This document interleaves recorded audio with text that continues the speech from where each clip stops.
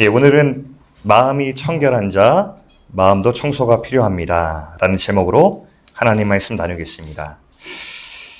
여러분, 반지의 제왕이라는 영화가 있어요. 여러분 보셨어요? 예. 손꼽히는 명작이니 못 보시는 분들은 한번 보시면 좋겠어요. 영화 역사상 작품성과 흥행을 다 잡았다고 하는 보기 드문 역작으로 알려져 있습니다. 영화의 줄거리는 아주 간단합니다. 절대 반지가 있었어요. 이 절대 반지는 누구나 소유한 사람은 아주 강력한 힘을 갖게 된다는 그런 반지였습니다. 사람들 마음에 탐욕이 일어나죠. 저 반지를 내가 갖겠다. 이 반지가 너무 위험한 결과를 초래하다 보니까 한 무리의 사람들이 이 반지를 없애고자 하는 여정을 떠납니다. 그래서 그 여정을 떠났는데 쉽지 않죠. 왜냐하면 탐욕이 일어난 무리들이 맞서기 때문이었어요. 그러니까 이 여정을 그린 영화인데 굉장히 재밌습니다.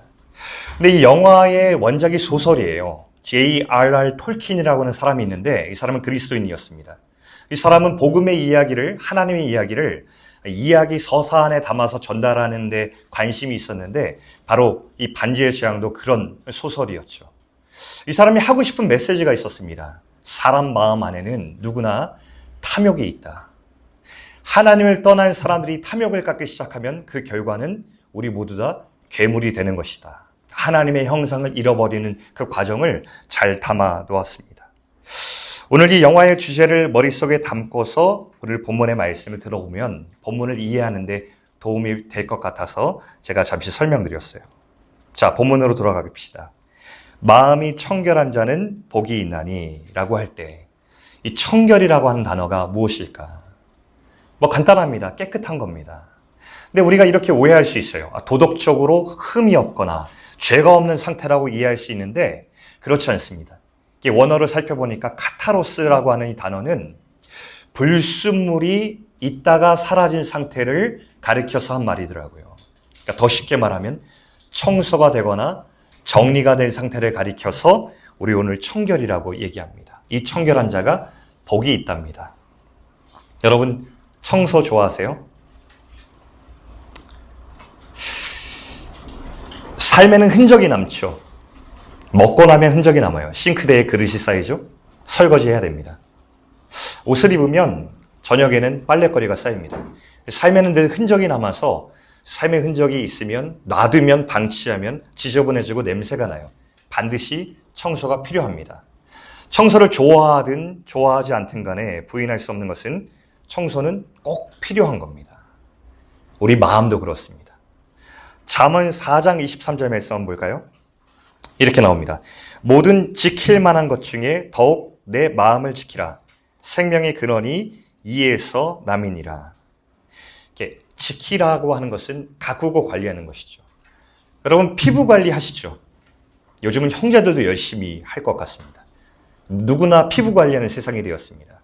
몸매나 건강 관리 정말 사람들 관심 많습니다. 그렇다면 마음을 지키고 가꾸는 건요? 눈에 보이지 않지만 마음을 관리하고 가꾸는 것 굉장히 중요합니다. 성경은 말씀합니다. 우리가 관리하고 가꿀 것이 많이 있는데 그 중에서 제일은 마음을 가꾸는 것이다. 왜냐하면 그것은 우리의 생명의 근원과 관련되어 있기 때문이다. 이렇게 얘기하고 있죠. 하나님의 백성은 누구일까? 무엇보다도 마음을 가꾸는 것에 관심이 있고 그것을 실행하는 사람들이라고 생각해요. 자, 그러면 우리는 어떻게 마음을 잘 가꿀 수 있을까 한번 살펴보겠습니다. 저는 이 작업을 위해서 먼저 청결이 아닌 것을 살펴보려고 합니다. 무엇이 청결이 아닌가를 살펴보고 그러면 어떤 것이 청결이겠구나라고 나아가려고 합니다. 무엇이 청결이 아닌가? 두 가지. 첫째, 위선을 얘기하겠고 두 번째는 우상 숭배에 대해서 이야기하겠습니다. 먼저 위선을 얘기하겠습니다. 하나님께서 인간의 몸으로 현실 세계에 들어오셨을 때, 예수께서 오셨을 때에 이 땅에서 가장 불편히 여기시고 꾸짖으셨던 한 무리의 사람들이 있었죠. 누구죠? 바리새인들이었습니다. 제가 만약에 우리 앞에 있는 우리 시원 형제에게 시원 형제 참 바리새인 같아요. 네, 지금 감사합니다라고 했는데 이게 그 당시에는 정확한 반응이었습니다. 지금은 욕인데요. 예, 그 당시에는 욕이 아니었어요. 가장 영예로운 호칭이었습니다. 바리새인들은 하나님 잘 믿는 사람의 대명사, 열심히 있고 헌신 있는 사람들, 이웃을 잘 섬기고 성경 말씀에 밝은 사람들, 모범되는 사람의 대명사였기 때문에 영광스러운 호칭이었죠. 근데 예수님께서 이 땅에 오시고 나서 사람의 마음을 간파하셨을 때 그들의 동기를 읽으셨습니다. 위선이 있었던 거죠. 겉과 속이 다른 것. 마태복음 23장 27절 말씀에 그들을 뭐라고 표현하냐면 회칠한 무덤 같다고 했습니다. 겉으로는 아름답게 보이나 그 안에는 죽은 사람의 뼈와 모든 더러운 것이 가득하도다. 위선은 하나님을 속이고요, 다른 사람을 속이고 자기 자신을 속이는 독이기 때문에 하나님께서 이 위선에 대해서는 그렇게 위험하다고 말씀하셨던 것입니다. 우리가 언제 자유와 기쁨이 있는가 볼 때 우리의 겉과 속의 차이가 없을 때 우리는 자유와 기쁨이 있어요. 근데 이 간격이 벌어지면 우리 마음에 기쁨이 사라집니다. 자유롭지 않습니다. 우리 많은 그리스도인들이 하는 좀 실수 중에서 어떤 것들이 과거에 있었냐면 오늘날도 그렇지만 내 몰래 모습보다도 역할을 더 큰 것을 맡고 싶어 했고 또 맡아왔습니다. 그 이유는 더 중요하고 더 신실한 사람으로 보이고 싶어서 그랬죠. 교회 안에 위선이 들어오자 교회가 아프기 시작했습니다. 자신의 낮은 자존감과 결핍이 있는데 교회 활동 열심히 하니까 사람들이 인정해주고 중요한 사람을 봐주는 거예요. 그 만족감이 너무 좋으니까 이것이 중독이 되었습니다. 그래서 대표적으로 낮은 결핍감과 막 이렇게 사랑을 받고 싶은데 그런 사람들이 교회 활동을 열심히 해서 교회에 사는 거예요. 그리고 인정받고요. 이게 대표적인 종교 중독의 증상 중에 하나입니다. 여러분, 우리가 알아야 될 것은 저와 여러분이 복음이 이야기하는 것은 이미 충분히 사랑받고 있다는 것. 하나님 안에서 우리가 해야 할 일은 더 인정받는 것이 아니라 이미 사랑해 주신 하나님의 사랑을 누리고 기뻐하는 것이라는 것을 우리가 기억할 필요가 있다는 것이죠. 그럼 위선이 사라집니다. 안타깝게도 오늘날 우리 교회를 보면은 여전히 바리새인이 있다고 진단하는 사람들이 여럿 있는데 그 중에서 레리 오스본이라고 하는 목사님께서 이런 책을 썼어요. 당신의 열심이 위험한 이유라고 하는 책에서 원제가 좀 다르거든요. 원제는 accidental Pharisees라고 되어 있는데 번역하면 우연한 바리새인들. 그러니까 의도하지 않았지만 어느새 바리새인의 모습이 된 자들에 대해서 이야기합니다. 오늘날도 여전히 교회 안에 이런 사람들이 있다. 이들의 증상에 대해서 이렇게 소개합니다. 첫째는 교만이 있다.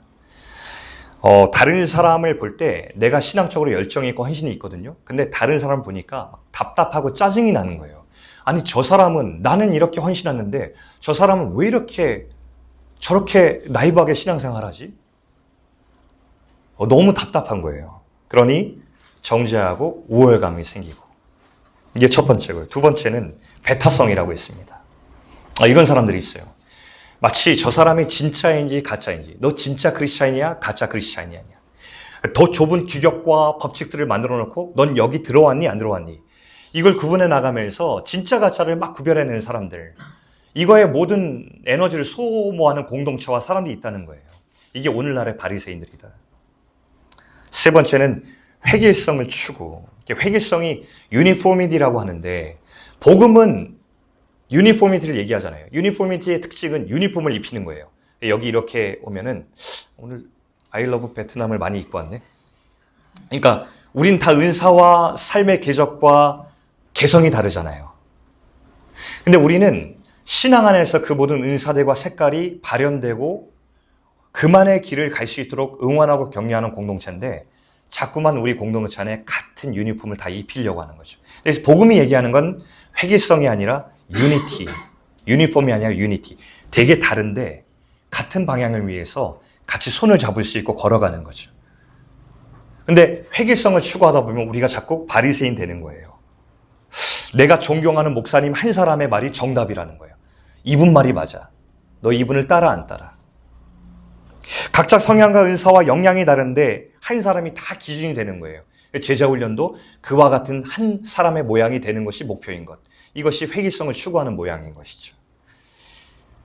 오늘날도 우리가 이런 바리새인의 모습이 될 수 있다는 위험이 있다는 거예요. 여러분 어떻습니까? 혹시 여러분들 안에 오늘날의 바리새인의 모습 안에 우리가 해당되는 부분은 없는지 좀 자신을 들여다보는 시간이 되면 좋겠습니다. 자, 이것이 바로 위선, 청결을 방해하는 청결이 아닌 것이었고요. 두 번째 청결이 아닌 것을 보겠습니다. 그것은 우상 숭배입니다. 보통 우상을 숭배하면 어떤 형상을 숭배하는 것을 얘기하죠. 사진 보면요. 이게 뭔지 아세요? 여러분 이거 잘 모르죠? 네, 이게 신주단지입니다. 신주단지 모시듯 한다라고 하는 것이죠. 어떤 귀한 것을 되게 소중히 여기고 정말 이렇게 귀하게 모실 때 쓰는 말인데, 여러분 못 들어봤어요? 김천에서 왔죠, 여러분들. 김천의 어느 마을? 김천 남면 용전리. 지금은 없어진 마을인데 그 마을에 있었던 실제 이야기예요. 지금으로부터 한 몇 년 될까요? 60년 정도 이전의 이야기. 그곳에 살았던 한 장로님에게서 들은 이야기입니다. 마을에 신주단지를 다 모시고 산 거예요. 신주단지의 상징은 조상신을 숭배하는 단지입니다. 저기 안에 조상신의 영혼이 있다고 믿었기 때문에 너무 소중히 여기는 거예요. 저건 함부로 움직여도 안 되고 깨뜨리면 절대 안 돼요. 애지중지 모신 것이죠. 그러다 그 마을에 예수의 복음이 들어왔습니다. 그러니까 예수님을 믿는 사람들이 자기 안에 있는 저 신주단지를 드러내기 시작했어요. 우리 집안의 주인은 예수 그리스도입니다라는 고백이었죠. 그리고 나서 복음을 증거하는데 마을의 다른 사람들이 영접을 하고 싶은데 주저하는 거예요. 왜냐하면 우리 집에 신주단지가 있습니다. 그랬더니 어떻게 했냐면 예수 믿는 담대한 사람들이 그러면 당신이 목숨을 잃을까 두렵습니까? 우리가 하겠습니다. 그래서 그 단지들을 대신 드러내주는 작업을 하고 예수 믿는 마을이 되었어요. 네. 진짜예요. 네. 근데 지금은 이제 없죠. 근데 잘 생각해 보세요. 형상은 없어졌을지 모르겠지만 우리 마음 안에 우리가 하나님보다 더 귀히 여기는 애지중지하는 어떤 것들이 보이지 않는 형상으로 존재할 수 있죠. 자, 팀 켈러 목사님께서 이런 이야기를 책에 쓰셨어요. 제가 읽어드릴게요. 우상이란 무엇인가? 무엇이든 당신에게 하나님보다 더 중요한 것이다. 무엇이든 하나님보다 더 크게 당신 마음과 생각을 차지하는 것이다. 하나님만이 주실 수 있는 것을 다른 데서 얻으려 한다면 그게 바로 우상이다. 이렇게 얘기했습니다. 자, 이렇게 하면 어때요? 여러분 안에 있는 어떤 우상들이 조금씩 생각이 나나요? 우상은 제자리를 벗어난 것이라고 생각해요. 이런 일이 있었죠. 태초에 하나님께서 아담을 만드셨을 때 아담이 처음 죄를 짓고 난 다음에 어떻게 했어요, 아담이? 늘 하나님과 함께 있는 자유와 기쁨을 누리던 아담이 죄를 짓고 나서 한 가지 변화된 행동이 있었어요. 숨었죠. 그랬더니 하나님께서 뭐라고 말씀하셨냐면요. 창세기 9장 3장 9절 말씀 보면 그에게 이르시되 네가 어디 있느냐. 원래 있던 자리를 벗어난 거예요. 그러니까 우상 숭배라는 것은 우리 안에 원래 있어야 될 하나님의 위치와 나의 위치가 벗어나 버린 거예요.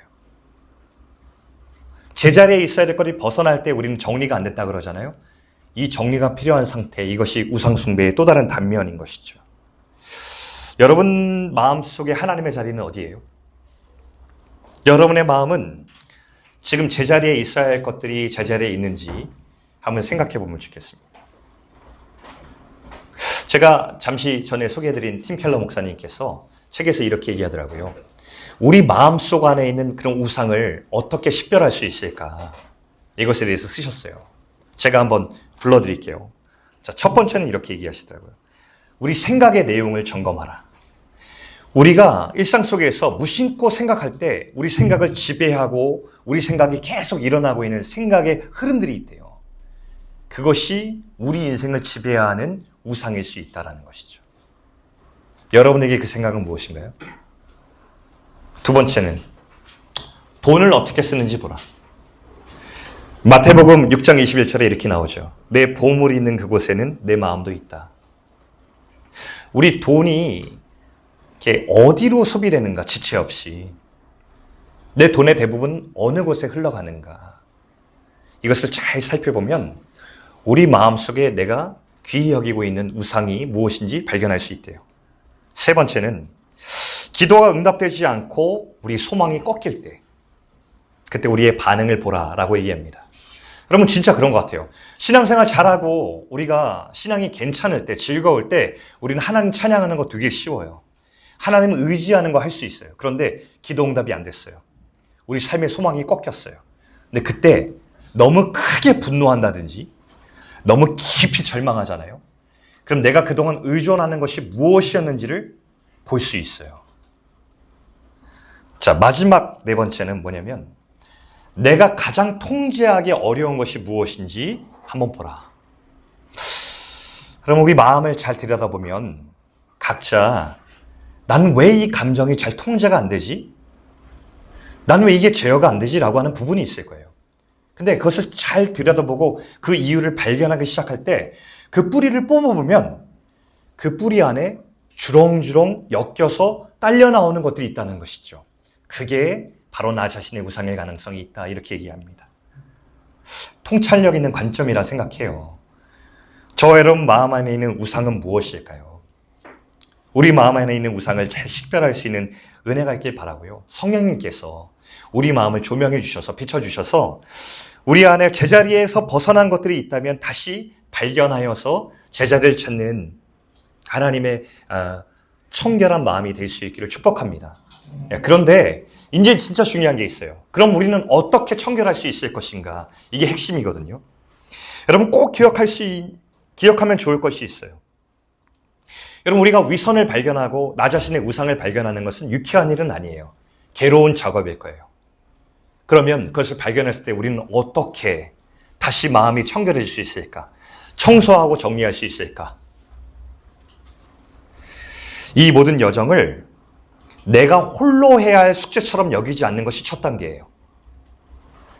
이거 어떻게 청소하지? 난 반복적으로 죄를 짓고 있는데 난 가능성이 없어. 절망하지 않는 것이 첫 번째입니다. 왜 그럴까요? 그럼 복음 때문이에요. 여러분 제가 팔복 강해를 시작할 때 이렇게 말씀드렸어요. 팔복은 조건부의 말씀이 아니다. 그러니까 오늘 말씀을 예로 들면 자, 당신이 마음이 청결하면 나는 나를 볼 수 있는 복을 주겠습니다. 라고 하는 조건부의 약속의 말씀이 아니라는 거죠. 팔복은 이미 저와 여러분 것처럼 성도된 자들에게 주시는 행복의 열쇠를 가이드해 주신 거예요. 이미 십자가의 은혜로 우리는 마음이 청결한 사람이 되었는데 그가 예비하신 복은 이것입니다. 이것을 누리십시오라고는 안내문과 같은 것이죠. 그러니까 여러분들은 오늘 이런 고민을 하면 안 돼요. 야, 내가 마음이 어떻게 청결해지? 청결해지고 청소를 빨리 마치고 난 이 복을 얻어야지. 이게 아니라는 거죠. 이미 주어진 행복을 누릴 소망으로 가득 차 있어야 이 팔복을 잘 잇는 것입니다. 여러분, 복음은 내가 얼마나 자격을 갖추는가를 말하지 않아요. 십자가는 내가 얼마나 열심히 있고 헌신하는가 이것도 이야기하지 않아요. 복음은 하나님의 사랑의 크기를 있는 그대로 보게 하고 그 사랑의 깊이가 얼마나 무궁한지를 깊이 있게 그대로 발견할 수 있도록 돕는 것이 그 초청이 복음입니다. 여러분, 하나님 사랑하세요? 사랑하겠죠. 하나님 열심히 있죠. 헌신이 있죠. 근데 여러분 그거 믿을 만한가요? 저도 청년 때 보면 주를 위해 죽겠다가 하고 뭐 이렇게 헌신하라고 하면 막 일어서고 열정이 가득한 사람이었어요. 뭐 지금도 없다고 할 수는 없지만 어쨌든 그땐 그렇게 표현했어요. 근데 계속해서 복음을 관찰하고 복음의 메시지를 읽으면 읽을수록 그게 아니더라고요. 내 열심이 얼마나 대단하겠어요. 근데 내 복음에 대한 열심을 자랑할수록 절망하게 되더라고요. 내 열심은 변할 수밖에 없고 내 믿음은 약해요. 근데 변치 않는 것은 무엇이냐면 하나님이 나를 향하신 그 사랑은 절대 변하지 않는다는 것을 믿는 것이 믿음의 본질이라는 것을 알게 되었어요. 여러분의 열심을 신뢰하지 말고 여러분의 믿음이 엎치락뒤치락, 업다운이 있지만 그 엎치락뒤치락에도 전혀 흔들리지 않고 여러분들을 찾아오시고 사랑하시고 붙들고 여러분을 빚어가시는 그 하나님의 열심을 바라보시기를 축복합니다. 그게 우리의 믿음의 본질이에요. 그러면 우린 위선으로 자신을 파괴하지 않아도 돼요. 난 충분하니까. 주님이 나를 가꾸시고 있으니까. 우리 속이지 않아도 돼요. 꾸며낼 정성 필요 없어요. 하나님이 우리를 기다려주시고 참아주시고 복음으로 계속 초대하실 거예요. 청소의 주체는 예수 그리스도이십니다. 그분의 십자가는 2000년 전에 우리를 위해서 죽으신 단 한 번의 사랑에 불과한 것이 아니라 그 이후에 날마다 끊임없이 우리를 참으시고 우리를 찾아오시고 만나주시고 우리를 빚어가시는 하나님의 열심인 줄 여러분 믿으세요. 이게 핵심이에요. 여러분, 남과 비교하지 마세요. 한국의 청년의 시대는 다른 사람과 자기 자신의 인생을 비교하며 에너지를 소비하잖아요. 그리고 우울하고 아프잖아요. 여러분, 성경은 뭐라고 얘기냐면 우리는 하나님의 작품입니다. 작품은 상품이 아니에요. 비교 불가한 유니크한 거예요. 고유한 거예요. 어떤 것과 비교할 수 없습니다. 그만의 길이 있고 그만의 역량과 은사가 있기 때문에 비교하는 순간 불행해져요. 여러분만의 개성과 은사와 길이 있다고 믿으세요. 하나님은 누구와 닮게 만드는 것이 아니라 그만의 고유한 성품과 은사와 개성을 지금도 빚으셔서 단 하나의 인생의 작품으로 만드시는 작업을 여러분 각자에게 하고 있거든요. 성경의 에베소서 2장 10절에 너희는 하나님의 작품이라, 그 작품은 포이에마라고 하더라고요. 포엄이라고 하는 영어 시의 원어예요. 우린 시예요. 우리 인생은 각자 풀어질 때 누군가에게 울림을 줄 수 있는 강력한 아름다움을 가진 시예요.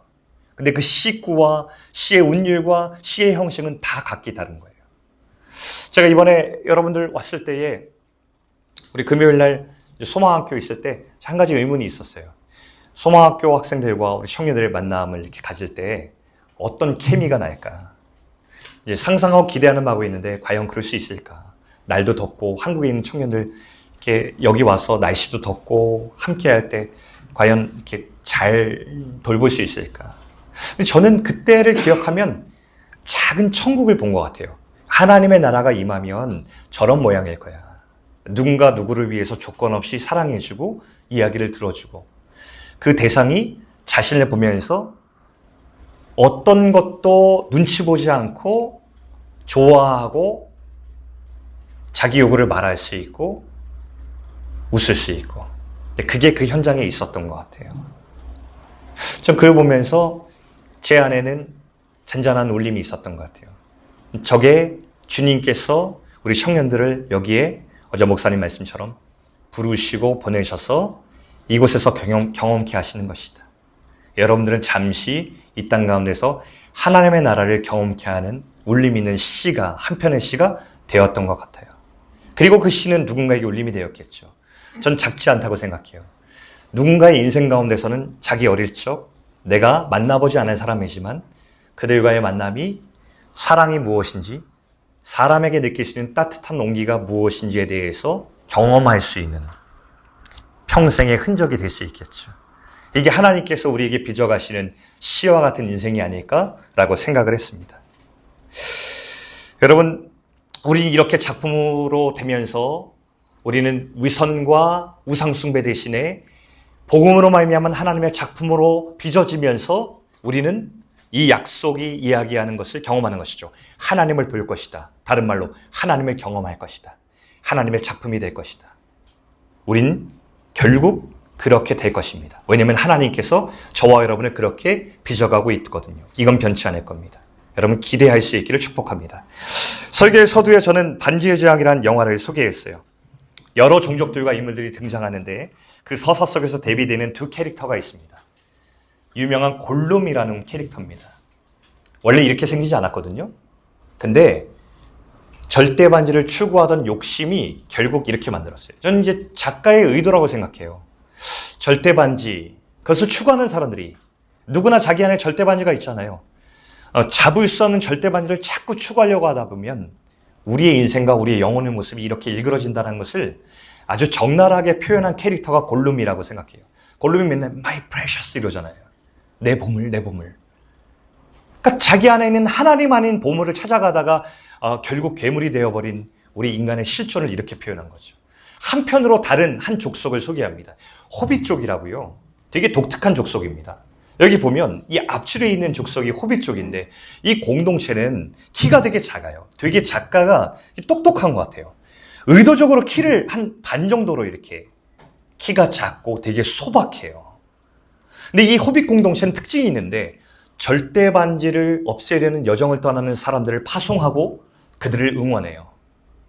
다른 모든 족속들이 반지를 찾아서 그래서 빼앗으려고 싸우는 족속인데 호빗 족속은 거기에 관심이 없고 자기 인생을 감사하고 즐기는 인생을 유유히 살아가는 족속이에요. 그런 사람들과 공동체가 호빗 족이죠. 저는 작가가 분명한 의도가 있거든요. 이것을 상상해 볼 때 우리는 떠올리는 것들이 있죠. 이 땅을 발딛고 살아가지만 그러나 다르게 살아가는 우리 그리스도인들, 그리고 그들이 함께 만든 공동체가 떠올려져요. 저와 여러분이 그런 사람들이죠. 여러분, 우리는 이런 사람들이에요. 이 정체성을 가지고 우리 돌아가면서 저는 여러분에게 3가지 적용점을 한번 드리고 싶습니다. 첫 번째, 우리 마음의 위선과 우상은 늘 우리 가운데 탐욕으로 일어날 것인데 그때마다 여러분 십자가 앞에서 우리의 위선과 우리의 우상들을 내려놓는 회개의 기쁨을 누릴 수 있길 바랍니다. 보통 우리가 회개는 어두운 것이라 생각하는데 사실 회개는 기쁨과 더 가까운 단어입니다. 우리 마음의 위선과 우상이 벌어지고 하나님께 돌이킬 때 느낄 수 있는 기쁨의 감정은 십자가 앞에서만 누릴 수 있는 우리의 특권입니다. 회개. 두 번째, 훈련입니다. 여러분, 하나님과 사귀는 훈련을 얼마큼 하시는지 모르겠어요. 말씀 읽는 거 좋아하세요?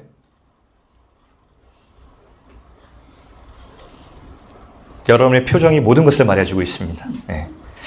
여러분, 하나님께서 우리를 위해서 쓰신 사랑의 편지인 말씀을 읽는 훈련을 단 한 장이라도, 한 장이 힘들면 반 장이라도 읽는 훈련을 하는 것은 우리 청년의 때에, 아니 청년의 때가 아니라 이것은 나이 들어 주시느라 갈 때까지 정말 특별한 훈련이고 우리의 좋은 습관이라고 생각합니다. 그 훈련 하시기 바랍니다. 그리고 주님과 함께 기도하는 그 즐거움을 누릴 수 있길 바라고요.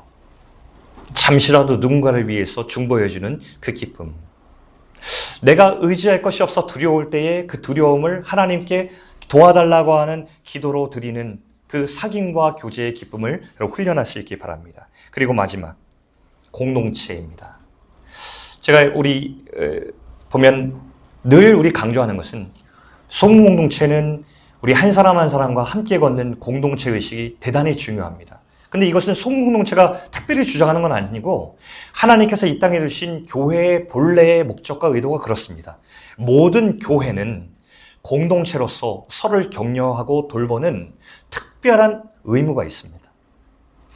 우리 청년들도 한 24명, 5명 정도 있나 그랬는데 선교를 18명이 왔어요. 그렇죠? 네.